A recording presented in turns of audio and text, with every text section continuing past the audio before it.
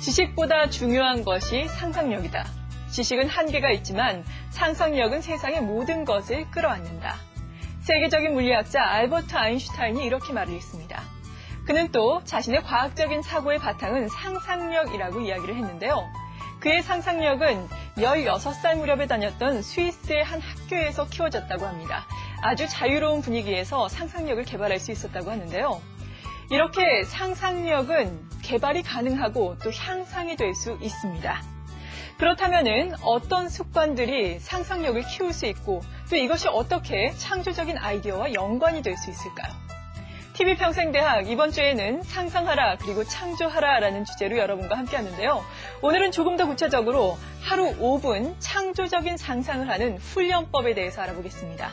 도움 말씀 주실 분 모시죠. 멘탈 트레이닝 전문가이신 문요한 정신과 전문의 이 자리에 나오시겠습니다.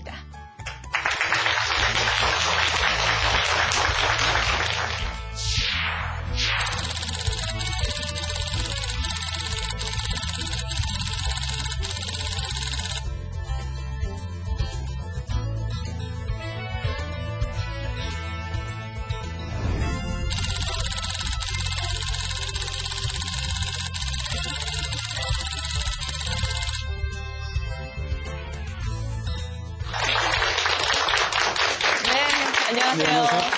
네, 선생님께서는 집에서 두 아이를 키우는 또 아버지인 걸로 제가 알고 있는데요. 네. 혹시 아이들을 위해서 어떻게 창조력을 키우는 훈련을 하고 계신가요? 저도 이제 사실 아이를 키우다 보니까 아이들의 어떤 상상력을 어떻게 좀 키울 것인지에 대해서 고민들을 좀 하게 됐고요. 그래서 일상 속에서도 좀 아이들과 같이 상상력을 키우는 어떤 이런 훈련이랄까요? 그런 생각들을 많이 하게 됩니다. 그래서 동화책을 사더라도 저는 이렇게 딱 그 이야기가 이렇게 딱 적혀 있는 어떤 동화책보다는 그림만 있는 어떤 책도 있더라고요. 그림만 있어서 이야기를 만들어가면서 이제 책을 읽을 수 있는 그런 책들이 참 좋았고요. 그다음 저 같은 경우는 아이들과 한 번씩 이렇게 상상 그림을 그리는 어떤 시간들을 갖습니다. 상상 그림이 뭐냐면요. 그러니까 현실에 존재하지 않지만 이런 게 있었으면 좋겠다. 아이들은 아이들 눈높이에서 뭐 예를 들어서 뭐 선물을 주는 자동차랄지 또 뭐 날아다니는 우산이랄지 여러 가지 어떤 그런 상상들을 동원해서 그림들을 좀 그리고요. 또 저도 이제 제가 생각할 때 이런 게 있었으면 좋겠다고 생각하는 것들을 상상을 통해서 그림을 그리고 그것들을 가지고 서로 간에 이야기를 나누는 어떤 이런 시간들도 같이 가지고요.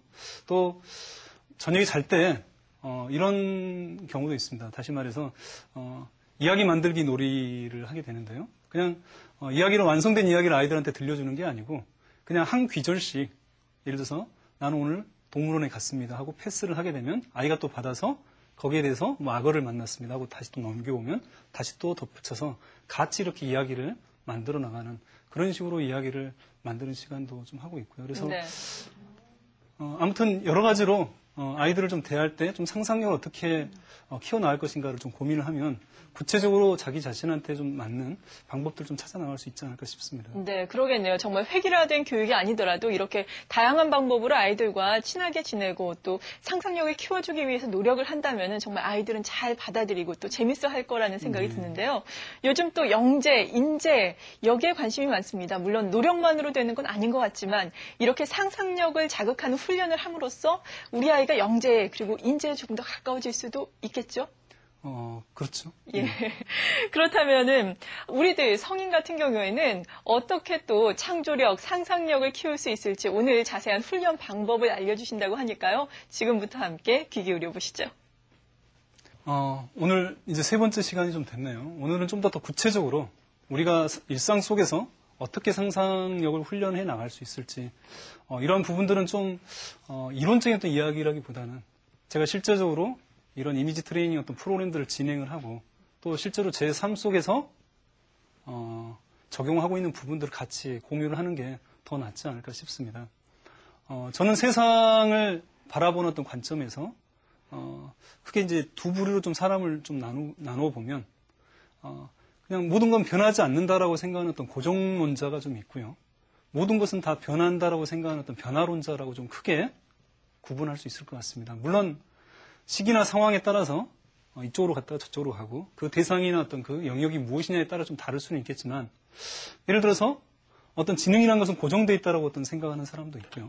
어떤 사람들은 지능이라는 것들은 교육이나 환경에 의해서 달라질 수 있다라고 바라본다고 한다면 어떤 사람들이 결과적으로 어떤 변화들이 일어날 수 있겠습니까? 당연히 세상을 변화시키는 것은 변화론자라고 할 수 있겠죠.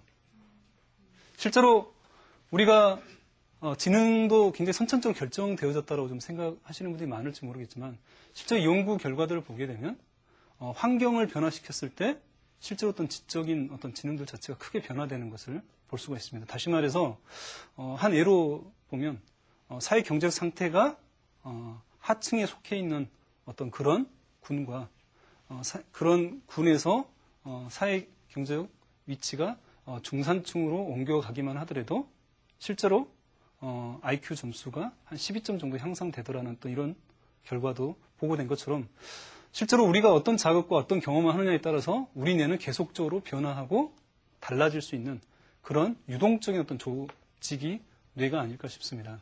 상상력도 저는 마찬가지가 아닐까 싶은데요. 상상력이라는 것 자체가 타고난 어떤 고정적인 능력들을 의미하는 게 아니라 우리가 어떤 경험들을 하고 어떤 자극들을 받고 어떤 훈련을 하느냐에 따라서 지금보다 더 향상들이 될 수 있다라고 생각을 합니다.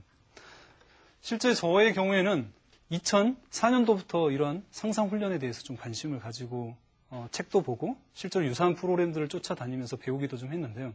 막상 제 자신한테 이렇게 적용을 해보니까 저의 경우에는 상상이 너무 잘 안 되더라고요. 그래서 다른 분들은 뭐 예를 들어서 원하는 미래상을 이렇게 떠올리라고 하면 굉장히 생생하게 좀 떠올리는데 저 같은 경우는 쉽게 얘기하면 그냥 까맣다고 해야 될까요? 그러니까 생각은 뭐 나는데 이런 게 있었으면 좋겠다고 생각은 나는데 그게 어떤 이미지로 잘 떠오르지도 않고요. 어떤 청각적인 혹은 촉각적인 신체 감각적인 요소로 좀 느껴지지가 않는 거죠. 그래서 2부에서도 생생한 상상이 중요하다고 얘기를 했지만 보이지도 않고 들리지도 않고 느껴지지도 않는데 그게 어떻게 생생한 상상이 되겠습니까? 그래서 그때 그런 상상 훈련들을 하나하나 체험들을 해나가면서 개인적으로 좀 한계나 어떤 무력감들을 좀 많이 느꼈는데요. 제가 두 번째 시간에 적극적인 상상이 좀 중요하다라고 얘기를 했잖아요. 문제에 어떤 회피하는 게 아니라 해결지향적인 어떤 상상이 필요하다고 했을 때 저도 이제 그런 초점을 가지고 이 문제에 대해서 또 상상을 한번 동원을 해봤습니다. 다시 말해서 어떻게 하면 내가 보다 더 상상력을 향상시킬 수 있을 것인가. 그랬더니 어떤 그러한 질문에 대해서 뇌가 답을 주더라고요. 그 내용들은